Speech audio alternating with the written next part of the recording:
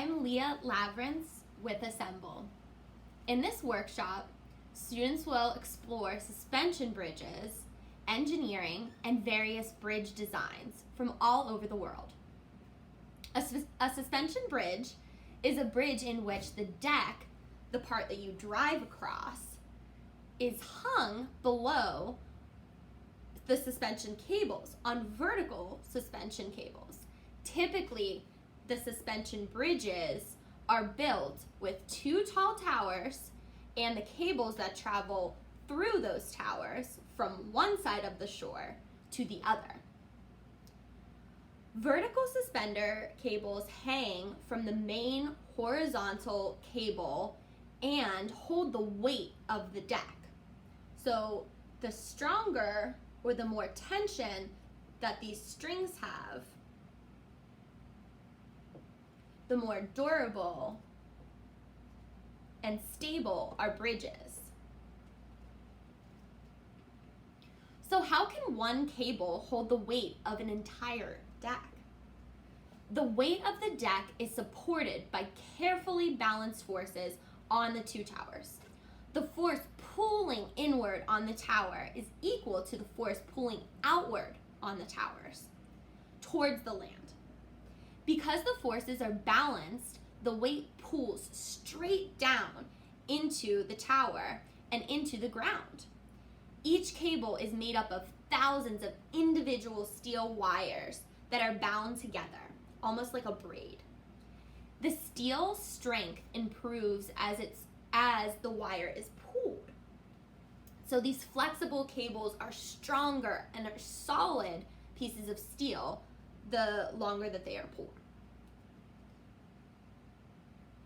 So why are suspension bridges used instead of other kinds of bridges? Suspension style designs a lot more practically. It allows for longer spans.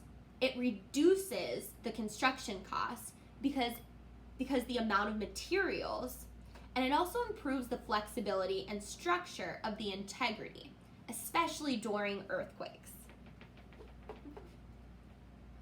So this helps out in places like California.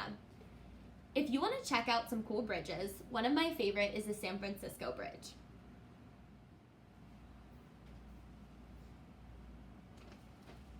Before we actually make our suspension bridge, let's think, plan, and design for it. One thing that I like to do as an artist is look up inspiring pictures of the project that I will be working on. So what I did is I looked up bridges from around the world to compare and contrast the different shapes and forms that they each make. One thing that I noticed is that some bridges like to take the more geometric shapes, while other bridges like to take more free-form shapes. You could also call this organic. That means that it has more of a flowing, natural shape and doesn't necessarily have a name.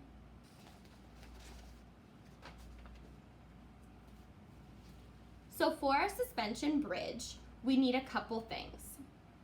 We need our cables or string. We need our deck or a piece of cardboard. We need our columns or toilet paper rolls, toilet paper or paper towel rolls. We need scissors to cut with, as well as a hole puncher to punch holes in the side of your deck as well as the top of your columns so it can string your cable through. I suggest using tape as well as hot glue. After you hot glue it, you are going to need to wait a few seconds. So what I like to do is pre-rip some pieces of tape so that while the glue is drying, I won't have to hold it there the entire time that it dries, which would be a while. So I'm going to take 1, 2, 3, and 4. So 4 pieces of long tape. It's a little hot. So they're starting to curl up. And the very last thing that I think that you guys will need are rubber bands. And the reason that we need rubber bands is because we need somewhere to anchor or to hold our cables. So our columns anchor our bridge or our deck to the ground, but our cables need anchored with something like rubber bands. So those are the materials that you'll need, and I'll give you a second to collect them.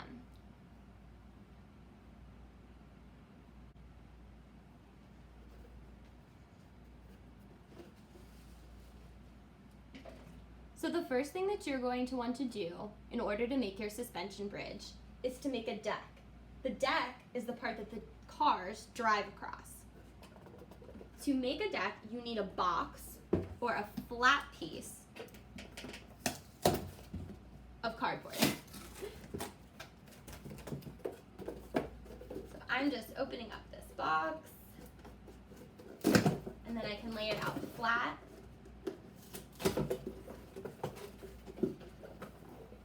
And you can either use the sides, so these larger sides for your deck, or you can cut a piece from the middle.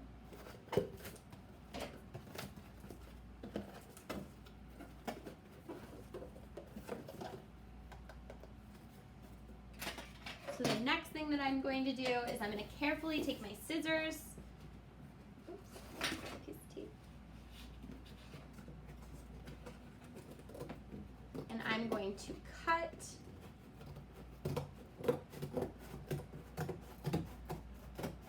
all the way through the cardboard to get a deck. So something that I'm going to do is I'm going to keep these 2 end pieces so that I can create a road that ends up from one side to the other.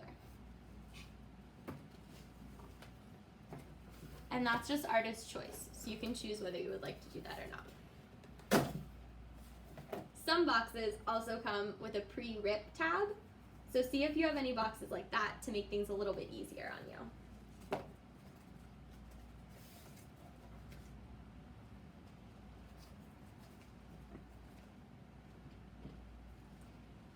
Next, what you're going to do is you're going to measure where your columns are going to go. These are your paper towel or your toilet paper rolls. The column is what actually holds up the bridge, as well as it will string the suspension through, so it'll slightly hold up the suspension and help with that tension too. So in order to plan where these are going to go, I'm going to take the circle and use it as a stencil and measure about halfway. So it should be a half circle. And this is so that you can nicely fit your column directly into your deck, and that'll help with the structure and keeping this deck sturdy.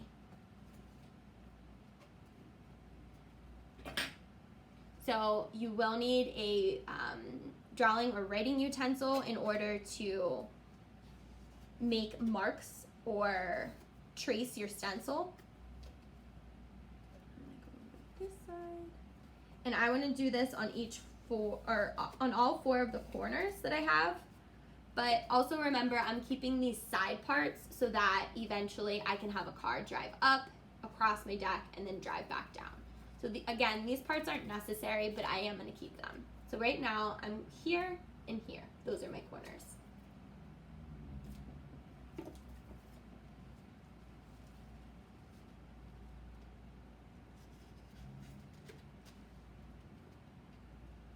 And 4. Okay, so I'm just going to darken these so you guys can see them.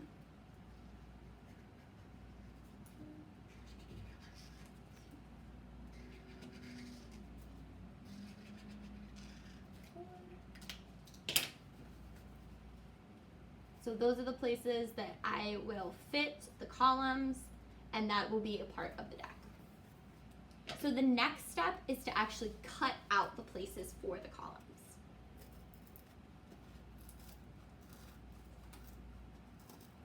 So carefully, I'm going to move my scissors as well as my cardboard around in a circular, in a semicircle to cut out that shape. And then this should fit directly into there. So when we glue that, it has a nice fit. So let's cut the other 4.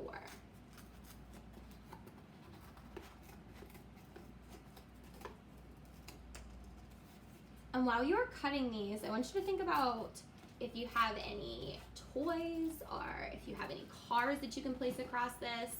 I had a crazy idea to attempt to build a large enough one for my cat to walk across, which she was not interested in. Or maybe you can design a large enough one that you could walk across it. That would be a good engineering challenge. Okay, so I have cut all 4 of my stencils out, and now comes the column placing part. So this part I do want to warn you guys that we are going to be using a hot glue gun. Hot glue is hot. So you do have a chance of burning yourself. Leah, I have burnt myself a few times, so I want you to be really, really careful whenever you are putting the hot glue on. So if you are a little bit younger and you want to ask an adult for help, you totally can. If you don't have hot glue, think of other things that you could use. Could you use tacky glue? Could you use Elmer's glue? Or could you use tape to just place around it? The other tricky part about glue is that it needs to dry. So you need to be patient with this process. There is a lot of opportunity for mistakes, so allow them to happen, learn from them, reevaluate, and just move forward. All right, let's get started. So I am going to look at these lines, 2, 3, 4, 5, 6 lines that come down I keep on wanting to call it a toilet paper roll, the paper towel roll. So I'm gonna go halfway, about 1, 2, 3 down, and that's gonna be halfway down my paper towel roll. So right about there. So in between these 2. Okay. So I'm going to place it. Another thing that you might see that I have on here is I have marked in some places where I want to place my hot glue, which is also a really good idea. You can tell that your hot glue is very, very hot whenever it comes out super bubbly. So the first thing that I'm going to do is I'm going to place my column in and just hold the hot glue there.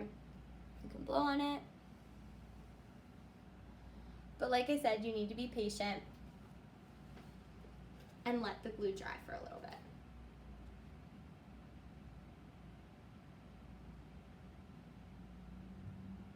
While we let this glue dry, we happen to live in a place called Pittsburgh. And Pittsburgh is known for the city of bridges. So, a little test. Does anybody know why Pittsburgh is called the city of bridges?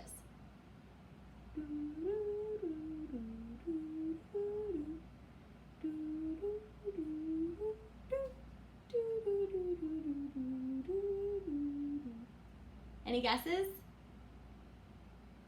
Pittsburgh is home to one of many, many, many bridges. And the reason that we have so many bridges in Pittsburgh is because we are surrounded by bodies of water called rivers. So when we first started to develop in Pittsburgh, it became difficult to cross these rivers without having a boat or without having a way to get across them. So architects, artists, and engineers started to think and design different bridges. If you want to look up a bridge that was in the process of was in the engineering process and kind of failed, but was a good learning lesson, you can look up the Tacoma Narrow Bridge.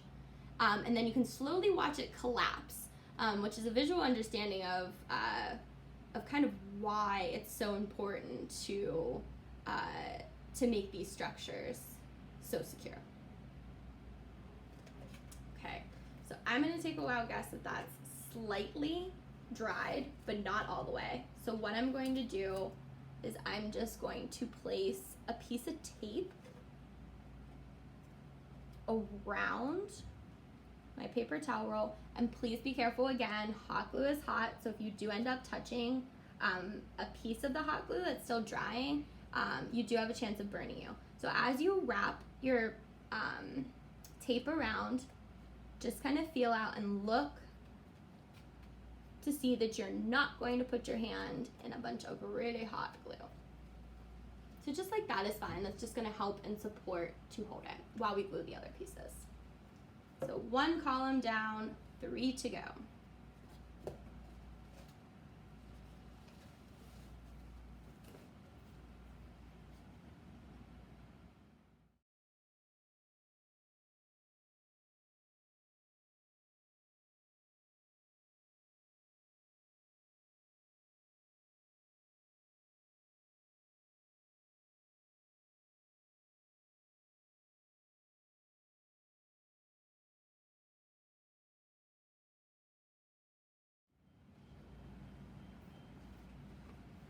So now that we've built part of our suspension bridge, we are going to continue to build it by creating the holes on the edge of the deck and holes in the tops of each of these columns.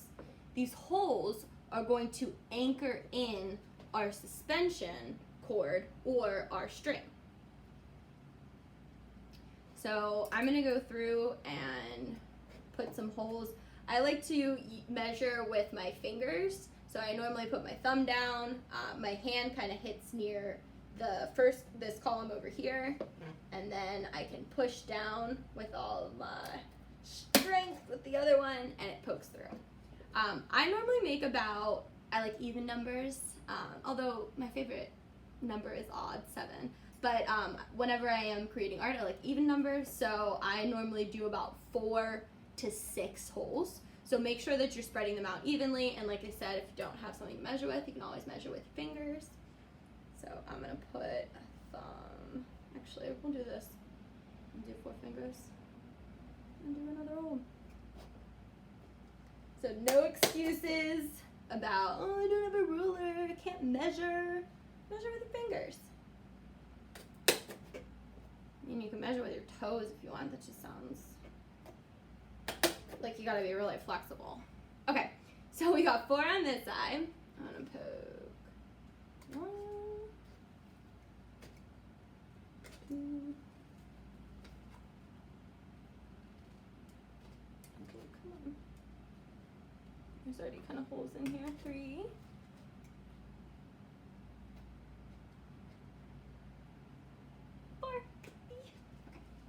So we have holes on this side and holes down below here. And now I'm going to swap it and do the same thing over here.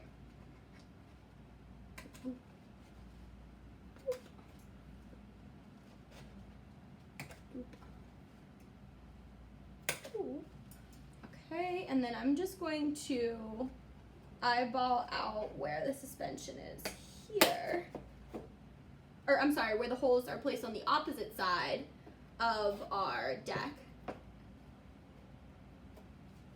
So just measuring that out and making sure that they're even.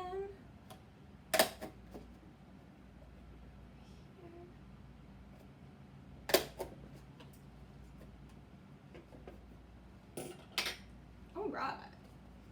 So now we have a deck with those holes in it, and then each of our column has holes on each of those sides.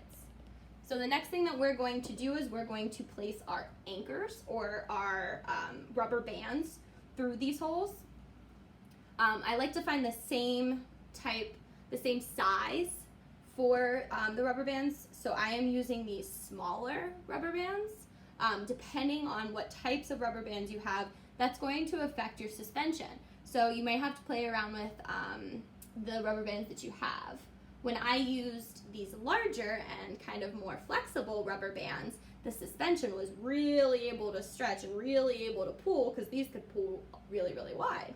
Whereas these ones are a little bit more, or a little bit tighter, so they're going to hold their shape a little bit more and not allow that, not allow the suspension or the cable or string to move around a lot. It's going to keep it in that place. All right, so what I'm going to do is I'm going to twist up our rubber band, and almost like you're threading a needle, you're going to place your rubber band through. How to do this? Placing your rubber band through and pulling it so that you have one on both sides.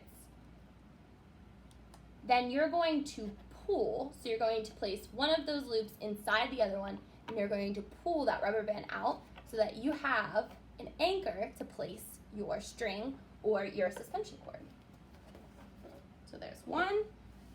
Let's do 7 more. So twist, loop, and pull through. Twist, loop, pull through.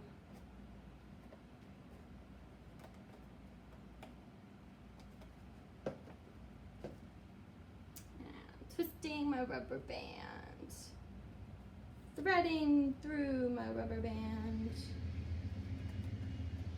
and pulling it through. Okay, there's one side, let's do the other side.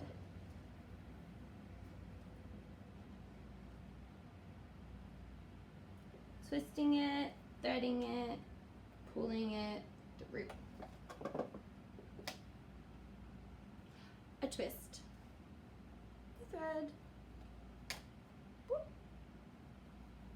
threaded it all the way through. Okay. Pull. As you're doing this, just check around, make sure none of your rubber bands are gonna fly away from you or pull through. And that's why whenever I push that loop through, you can see me kind of pulling, creating that tension. And that creates a nice little knot down there in the cardboard, so it holds that rubber band in. All right, we're on our last one, and we can get to suspending. Okay, looped, or threaded, looped, pulled it through. Yay. Okay, so what I did is I took a very long piece of thread. It is a little bit longer, just about as long as my arm's width. So I did that once. And then didn't have too much string left, so I tried to do it twice, but we're cutting it a little. So once, twice. Okay. Now here comes the suspension. So we are going to thread through your columns. So threading through the column, those holes go through, and now you're going to thread through each of your rubber bands. And remember, these are anchors. Anchors are the way that the main cable attach themselves to the end of the deck. So that rather the large anchors that are going to go on the ground here, that are going to really pull and use that force, these are helping with those. These are the smaller anchors. And it would be pretty difficult to create a stable structure without these smaller anchors. If we just pulled the string through our columns and pressed down, we wouldn't have that stability or the durability that our bridge is going to have with this technique. So I'm going to pull it through. You want to make sure you have enough room so that this can end up on the ground over here, because remember, these are our big anchorages, and these are our small ones in here. So threading through, making sure I have enough thread on each side. Threading this side through. And again, just making sure that those sides are going to be able to touch. Cool. Give myself a little room. And then we're going to thread the next one through. So I'm going to flip this around.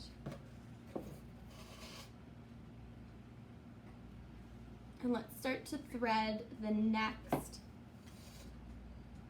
cable through. So you threaded it through the column, and now you're going to thread it through those small anchors, your rubber bands. So threading it through might mean that you have to gently place the yarn through the rubber band. My yarn is kind of getting stuck on my rubber band as I thread it through.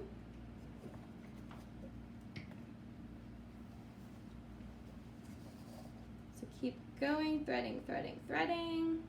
And like I said, this string is a little bit longer than the other one, so it's going to have more of that wiggle room for the big anchors that are going to happen down on the table. Okay, so now what I'm going to do is I'm going to try to flip all of my rubber band anchors or anchorages to go up, and I'm going to pull our string. Now as I pull my string, you can start to see our columns are going a little bit haywire. They're like, whoa, what's going on here? I don't have this kind of support. So what I'm going to do is I'm going to take some tape, any kind of tape that you have, and I'm going to tape the structure down. And I apologize, not the structure itself. I'm going to tape down each of these strings or our cables to our big anchors or our tape. So what I did is I just ripped up a few pieces of tape and I placed it together. I placed those on top of each other or together, and I am going to pull this side of the string and create tension, and then place this side of the string down. Make sure your anchorage is placed nicely. If that tape isn't going to stick, find other tape that will stick. Sometimes when it's hot, tape loses kind of its stickiness. As I said that, a picture just dropped. So if you do need to find a little bit thicker or stronger tape, please do so. I'm going to be using duct tape. A little tip and trick for duct tape: do not put it on your wall, but if you do have a surface that you can put it on and take it off, then the sticky part of that is easily able to wipe off. But on your wall, it kind of pulls down that paint. So find strong paint, but not too, or strong paint. Find strong tape, but not too strong of tape, and create that tension. So I want to create the tension, but I also want to make sure that our columns are nice and stable on the ground there. So again, trying to create that tension while still, it's the durability of my bridge. So you can see this anchorage is really starting to pull. This one is also pulling, but it's not pulling directly vertically. It's pulling more at a diagonal. So let's see if we can fix that.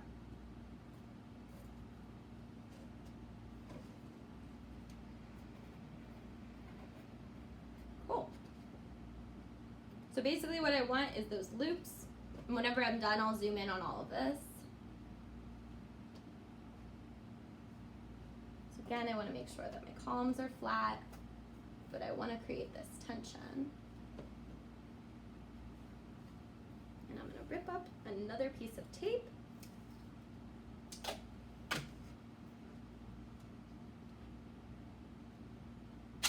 So I can securely place this down.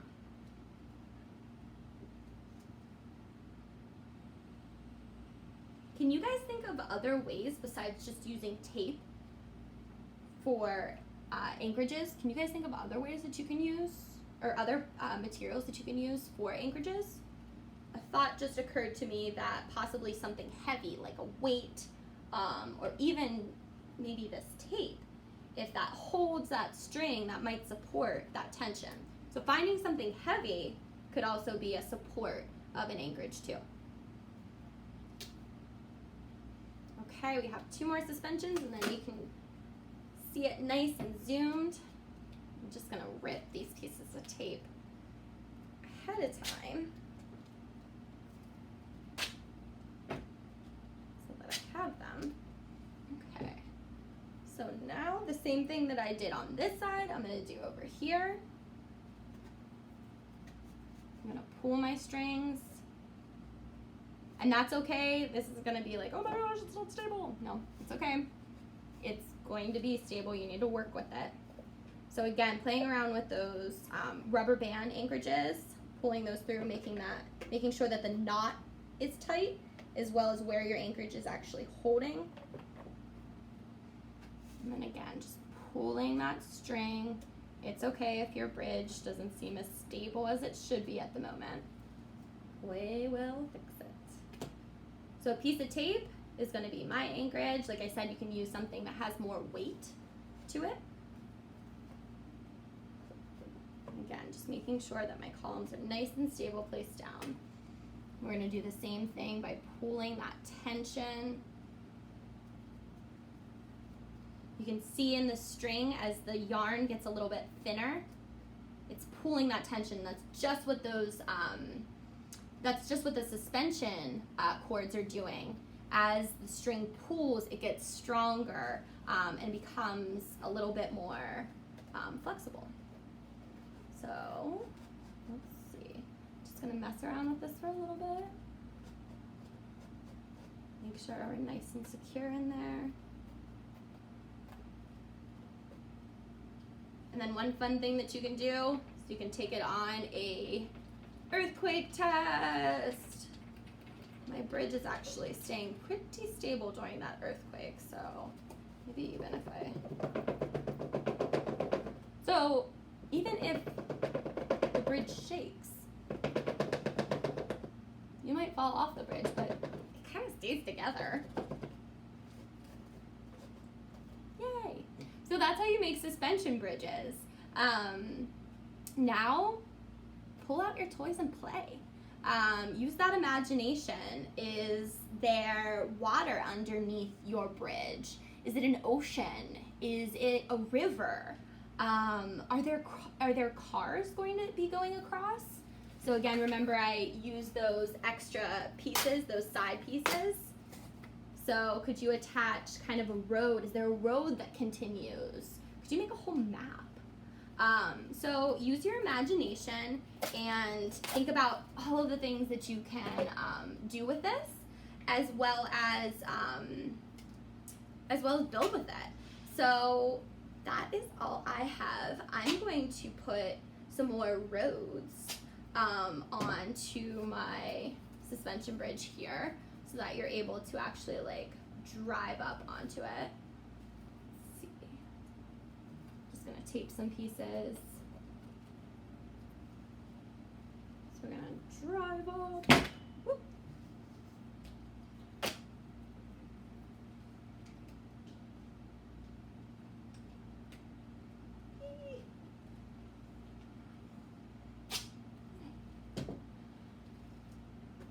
I want to be able to drive up it.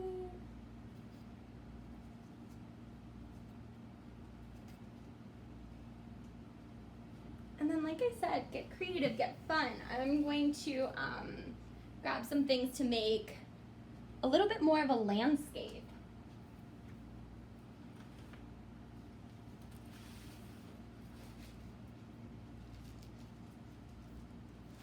So I have tissue paper. You can also use colored pieces of paper. You can use more cardboard and paint. Really, again, use your imagination and get creative with it. So what I'm going to do is I'm going to kind of crumble up some of this tissue paper and make kind of water underneath there. And then I'm going to get some, let me get some of this green. Actually, I'm gonna rip this. And same thing, I'm gonna place this green kind of like underneath here so that you can see the separation from the land blue, or I'm sorry, the land green and the water blue. Okay. Maybe you can like use your columns to hold those down. And then think about what else bridges have. One cool thing I know that bridges around Pittsburgh have are some graffiti. So maybe you can get kind of creative and pull out your pen and do like Pittsburgh.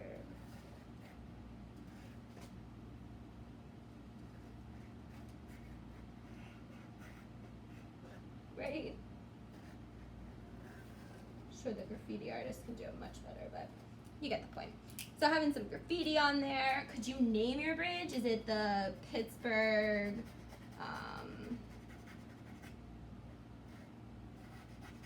let's think. Pittsburgh, I just want to call it like the Pittsburgh Suspension Bridge, but that's kind of boring, right? Bridges are called after or named after people a lot of times, like the Rachel Carson Bridge or the Andy Warhol Bridge, the Roberto Clemente Bridge. So maybe I can name mine after someone that inspires me. So Pittsburgh. Oh, I know. Pittsburgh.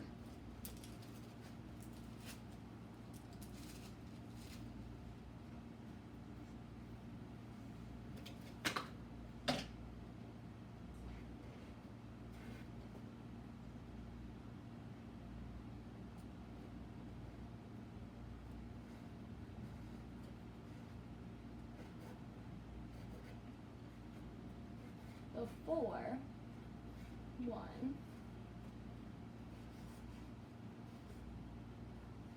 2 bridge.